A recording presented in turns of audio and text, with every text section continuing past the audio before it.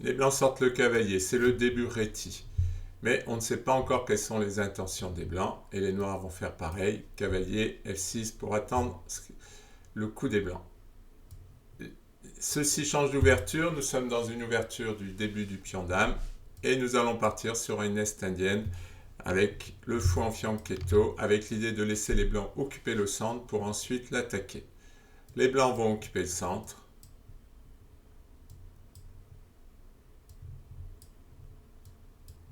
Et maintenant D6, avec l'idée de contrôler la case E5 et aussi de jouer E5. Les blancs ont le centre, mais toute la stratégie des noirs va être de sortir ces pièces pour attaquer le centre. C'est la variante classique. Et là, les noirs semblent sacrifier un pion, et nous allons voir que ce n'est pas le cas. Pion prend, les blancs échangent les dames, et ils pensent qu'ils ont gagné un pion. Mais en fait non, puisque on peut... En fait, c'est une attaque à la découverte. Le fou et le cavalier sont sur la même ligne que le cavalier, donc on peut se permettre d'aller prendre un pion. Et si les blancs prennent le cavalier, on récupère le cavalier avec l'égalité, puisque il y a deux pièces de sortie pour les blancs contre une, mais les noirs ont roqué, alors que les blancs n'ont pas roqué, donc on est à égalité de développement. Chaque camp a une pièce au centre, donc ça c'est a priori égal. Alors les blancs vont tenter quelque chose, c'est-à-dire qu'après cavalier prend E4, au lieu de prendre le cavalier, ils vont essayer cavalier prend F7. Leur idée c'est, si le roi prend, eh bien ils ont gagné un pion. Mais ce qu'ils n'ont pas vu, c'est que les noirs ont un coup intermédiaire, vont prendre le cavalier, qui est de supprimer le cavalier avec échec. C'est-à-dire que comme on fait échec, il est obligé de prendre. Et maintenant, les noirs, au lieu de perdre un pion, ont gagné une pièce. Nous allons voir la partie, puisque c'est vrai que souvent on a une pièce d'avance, mais ça peut être difficile à jouer, on ne sait pas quoi faire, on se dit il faut que je gagne puisque j'ai une pièce d'avance, et puis on n'y arrive pas. Et là, dans cette partie, nous allons voir que des coups simples, mais vraiment jouer les coups naturels en respectant les principes stratégiques du jeu d'échecs permet souvent de gagner facilement.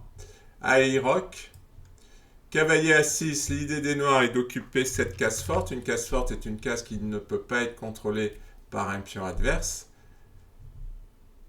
Les blancs essaient d'activer leur pièce. Et là, tout simplement, les noirs vont faire une fourchette, c'est-à-dire qu'ils attaquent la tour, le fou et le cavalier. Les blancs peuvent tenter d'activer leur fou en faisant échec.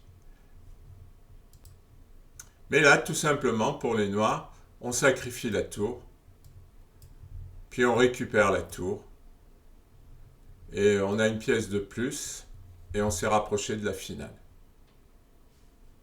Et on a des pièces qui vont être actives. Donc ça ne va pas.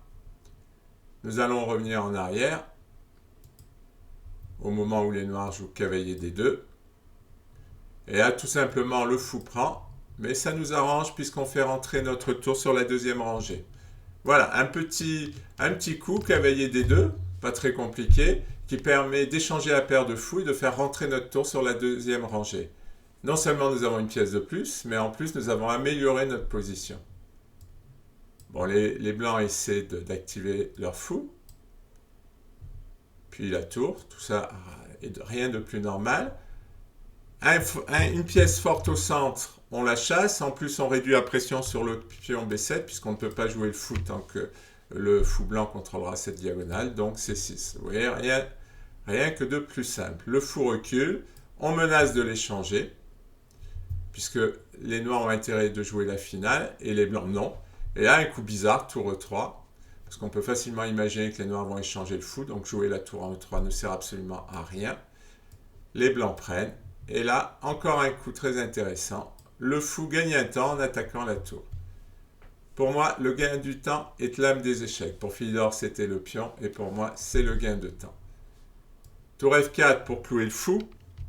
Les blancs menacent G4. Le roi s'en va. La tour essaie de s'activer, normal. Et là, la dernière pièce qui ne joue pas, c'est la tour. Tour à D8, on double les tours. G4 pour attaquer le fou. Mais une fois de plus, les noirs vont échanger les tours, puisque la tour blanche est clouée. Si les blancs prennent le fou, on prend la tour. S'ils prennent, on prend avec échec. Et on se rapproche un peu plus de la finale. La partie s'est arrêtée là, les noirs ont abandonné. Enfin, les blancs ont abandonné, pas les noirs évidemment, puisque les noirs ont une pièce de plus. Les blancs ont abandonné. Les noirs ont joué simple. Les blancs se sont trompés sur une combinaison. Et en fait, je vais revenir en arrière. Voilà, c'est là où les blancs pensent gagner le pion. Ils prennent le pion.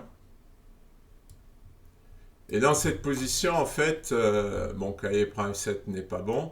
En fait, les noirs ont l'égalité. Or, c'est ce qu'ils cherchent à la sortie de l'ouverture.